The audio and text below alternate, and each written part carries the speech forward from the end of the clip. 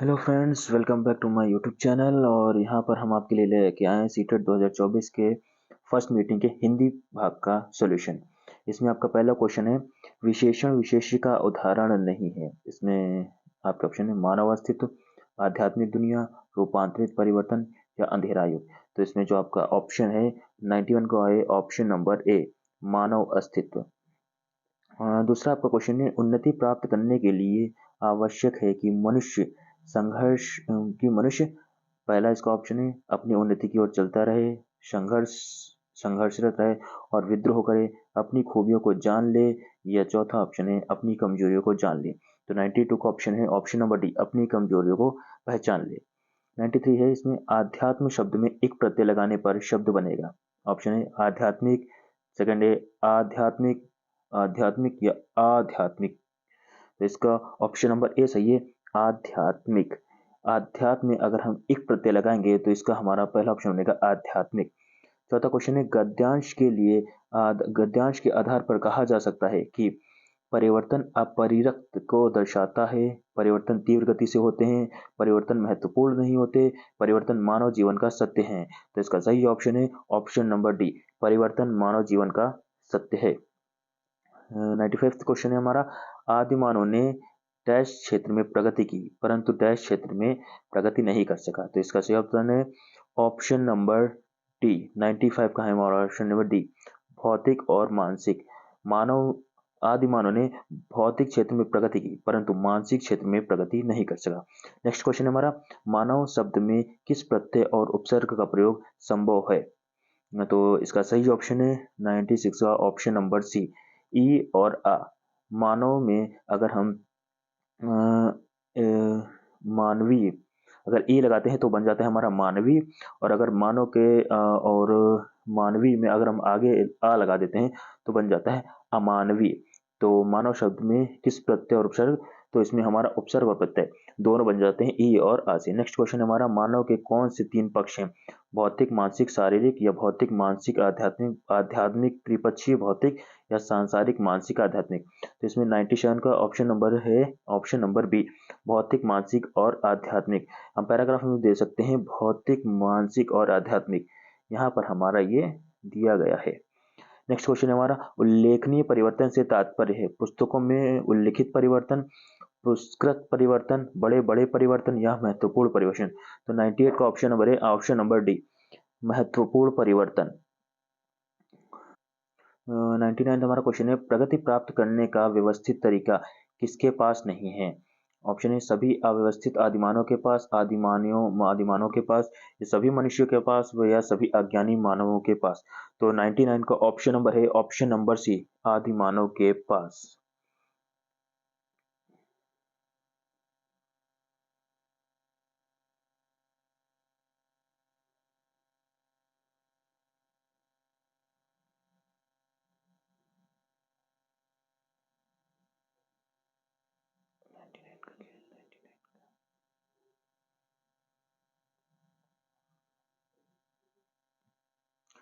तो हम अपने 99 क्वेश्चन पे आ चुके हैं। इसका है, प्रगति प्राप्त करने का व्यवस्थित तरीका किसके पास नहीं है। तो प्रगति प्राप्त करने का जो व्यवस्थित तरीका है वो आदिमानवों के पास नहीं था। आदिमानव लोग कभी भी व्यवस्थित तरीके से काम नहीं करते थे। सुबह उठे, जंगल में गए, शिकार किया, खाया पिया, आराम किया, यही सब इनकी नीति होती थी। और अब हम लोग आ चुके हैं अपने पद्य में। इसमें लिखा है, कविता की पंक्तियों को पढ़कर सबसे उचित विकल्प का चयन करना है। इसमें 100 से 105 क्वेश्चन है टोटल, ठीक है।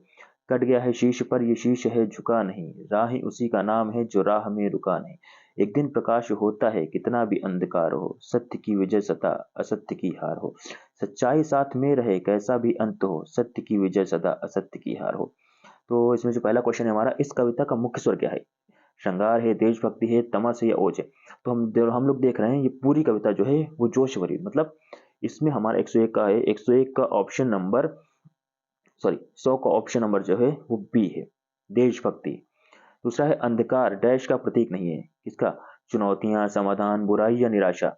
तो इसमें जो ध्यान देने वाली बात है, यहाँ पर हमारा नहीं शब्द बताया गया। हमेशा ध्यान रखिए जब भी क्वेश्चन आप करें तो ये चीज आके उसमें नहीं है यहाँ पूछा गया।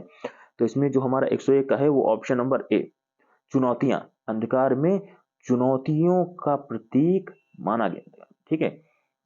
और 102 को नंबर क्वेश्चन है, समूह से भिन्न युग्म है, जय पराजय, प्रकाश अंधकार, हार विहार, सत्य असत्य।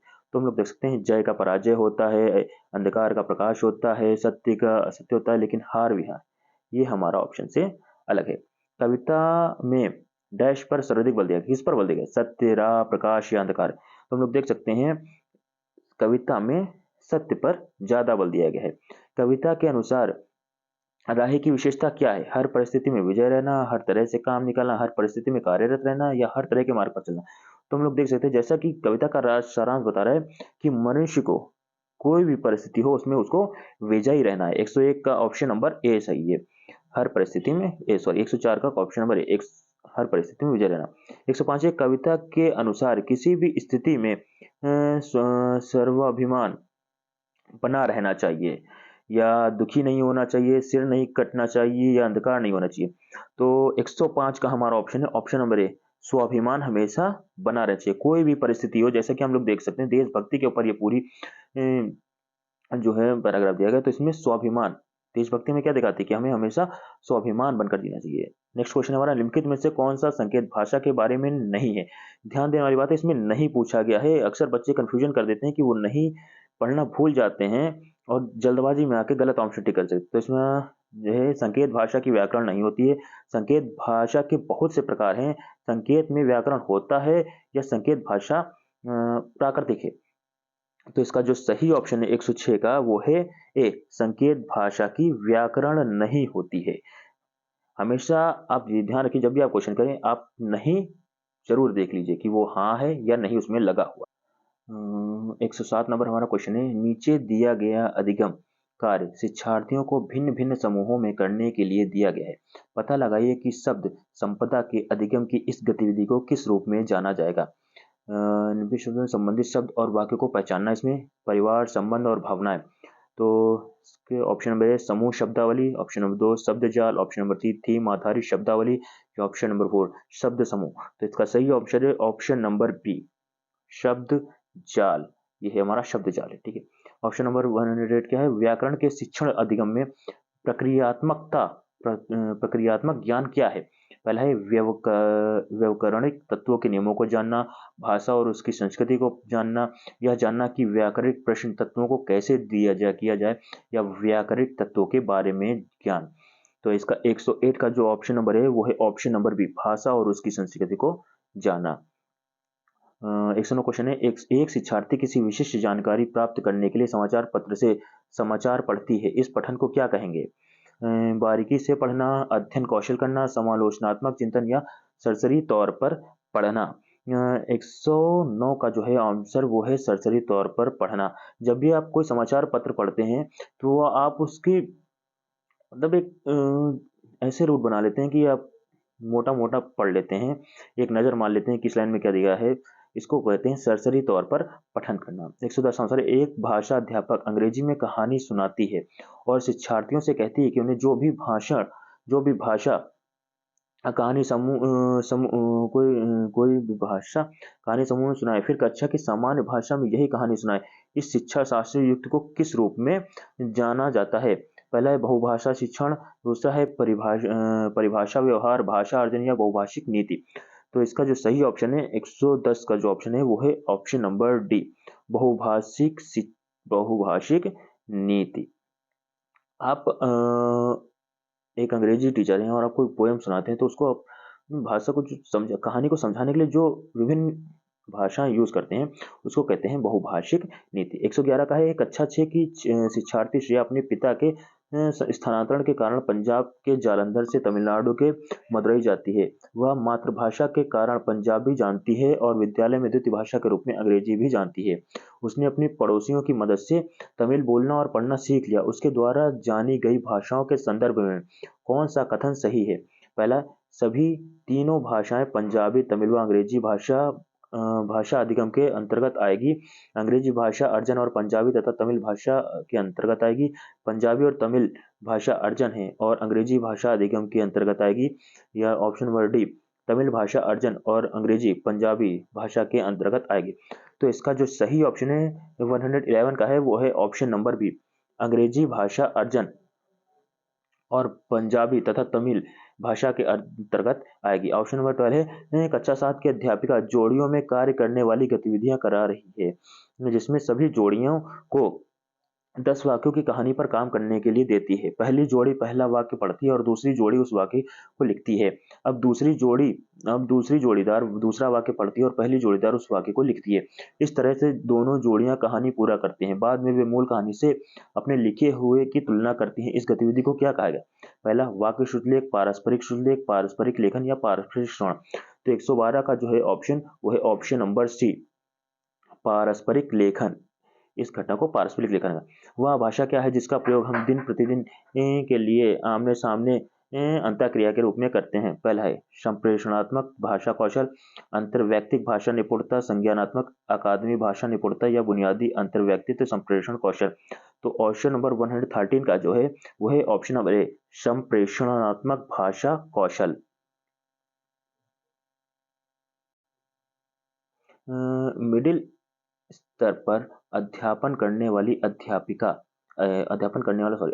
एक पाठ्य सामग्री छोटे कहानी पठन के लिए देती है और कहती है कि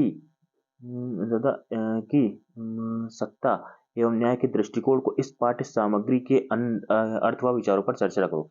अध्यापिका अपने शिक्षार्थियों में किसका विकास करने की चेष्टा करेगी? ऑप्शन ए समालोचनात्मक भाषा विकास, उच्च स्तरीय भाषा कौशल, समालोचनात्मक साक्षरता कौशल या समालोचनात्मक शिक्षणार्थ।